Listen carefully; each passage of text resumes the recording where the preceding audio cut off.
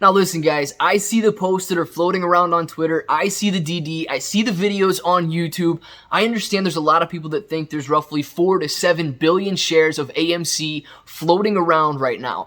Now let's use the same logic that we get to those numbers and take a little bit of a different sample size right now.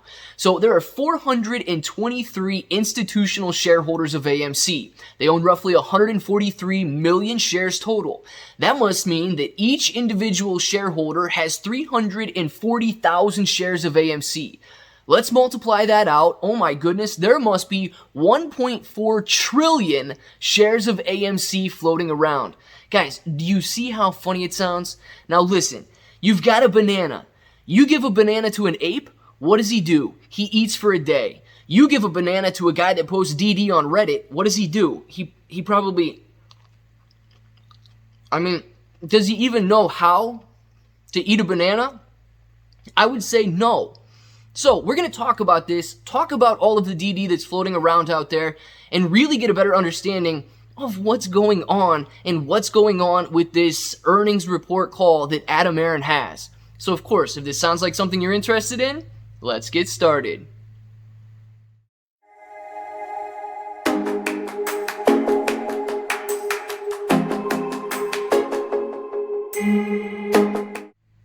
What's up everybody, I'm Clay. I'm here to make 2021 the best year ever. If you haven't clicked that subscribe button yet, make sure to subscribe to the channel. Join us, become a bro. We are here every single day, and man, we are growing our portfolios together. You guys know by now that I love the DD that is posted everywhere, right? And I feel like you guys are smarter than that. All right, you know there aren't 1.4 trillion shares of AMC floating around out there. You know that there's not 5 billion shares of AMC floating around out there. So why do we entertain these ideas? I don't know if there's some underlying meaning behind people's need to see some sort of corruption, if the hedge funds themselves are planning these ideas that the market is so corrupt that we shouldn't even be investing in it. Guys, if that was the case, if the hedge funds always won, if they always made the best decisions when it comes to investing, just give the hedge funds your money. Just allow the hedge funds to manage your positions for you, or institutions.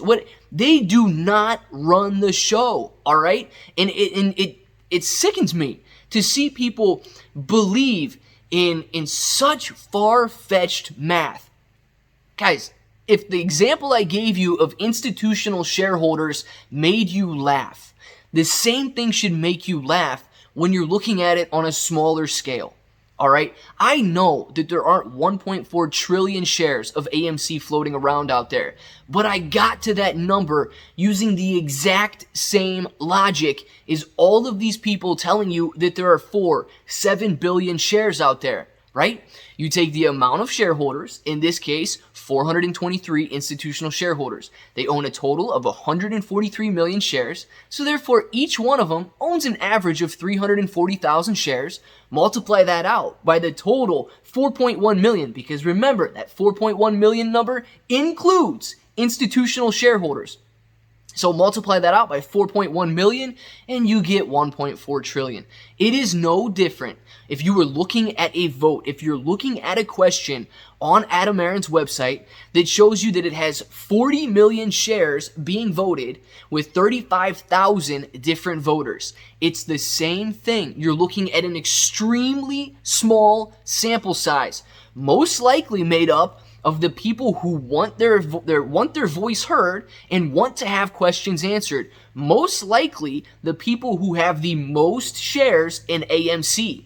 You can't even assume, you can't correctly assume that each one of those participants has 100 or 1,200 or 13, whatever the math is that you're doing on it. You can't safely assume that each one of those shareholders owns 1,300 shares. Some guy may have gone in there with 100,000 shares and voted, and another guy went in there with 1 share and voted.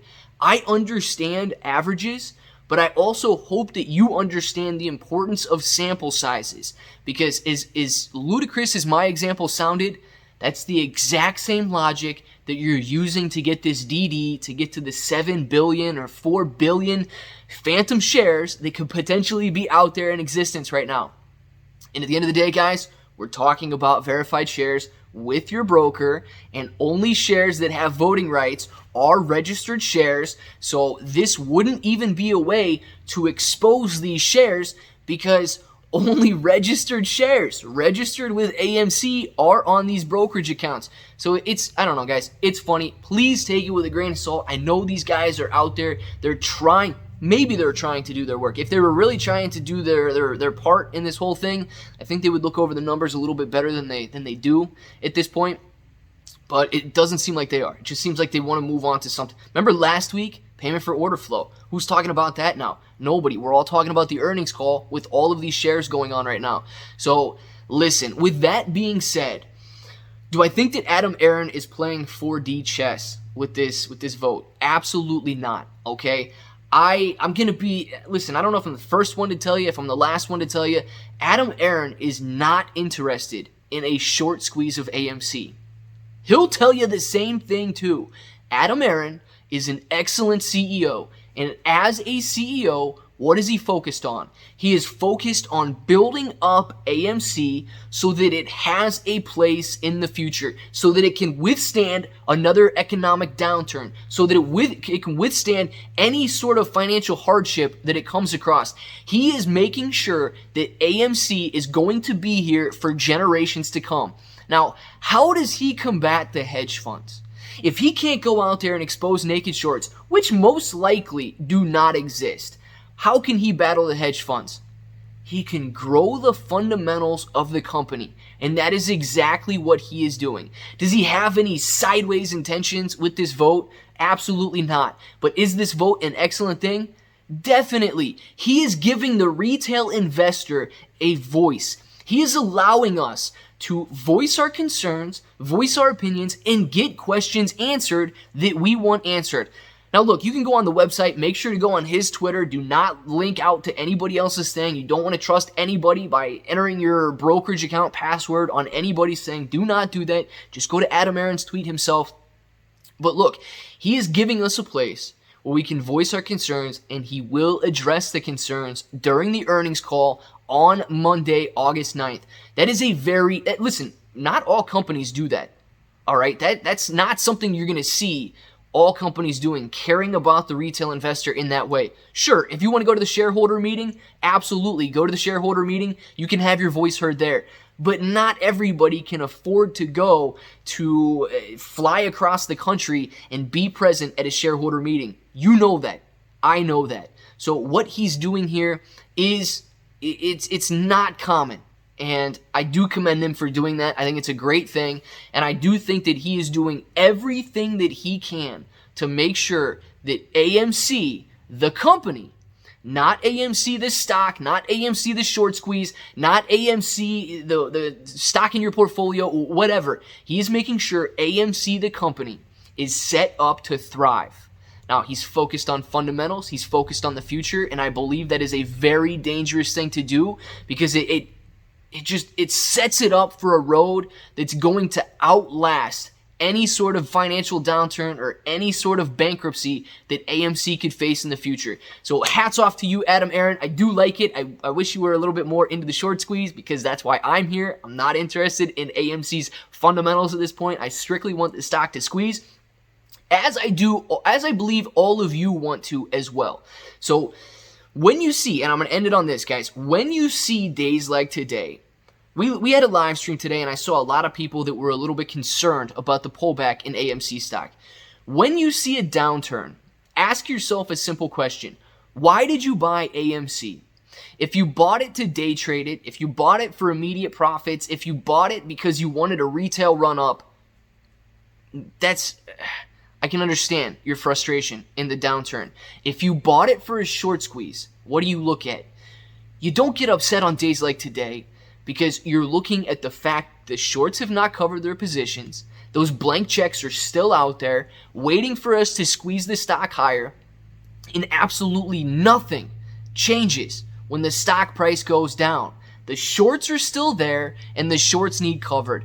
They just might not be 50 billion shorts, and that doesn't matter, because 50 billion or 5 million, they still need covered, all right? And they still If we hold the stock and we restrict that supply, that's when the price goes higher and higher and higher. So if you need a little bit of encouragement, stop by one of the live streams, get some questions answered. Whatever you're feeling, whatever on your mind, let us know, because there's an answer for everything, guys. And you should not have any fear or uncertainty or doubt, FUD, right? When we see these movements in price to the downside, no matter what's causing it, it doesn't matter in the grand scheme of things if you are here for the short squeeze.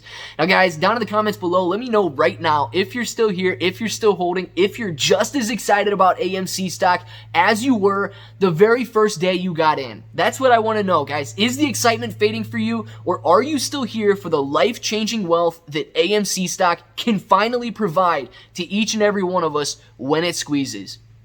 See this red button right here? If it's still red, make sure to subscribe to the channel. Join us, become a bro. We are here every single day, and we are growing our portfolios together. Webull. Use the link in the description below. All you got to do is deposit $100. You're gonna get a couple free stocks just for doing so. And I don't care what you do with those stocks. Sell them, buy AMC, or keep them forever. Whatever you want to do with them, make sure to check that out. There's a lot of links in the description below, actually, so make sure to check each and every one of those out. ClayBro883 on Twitter. If you want to talk to me, DM me, tag me in something, I say go for it. And I'm pretty sure that's it, guys. And by the way, I can still taste that peel in my mouth. I don't recommend it, but you know, I just wanted to give you guys a little taste of what these guys on Reddit posting their DD. I wanted to give you a taste of how they eat bananas. So until the next time, I hope that each and every one of you have an awesome day.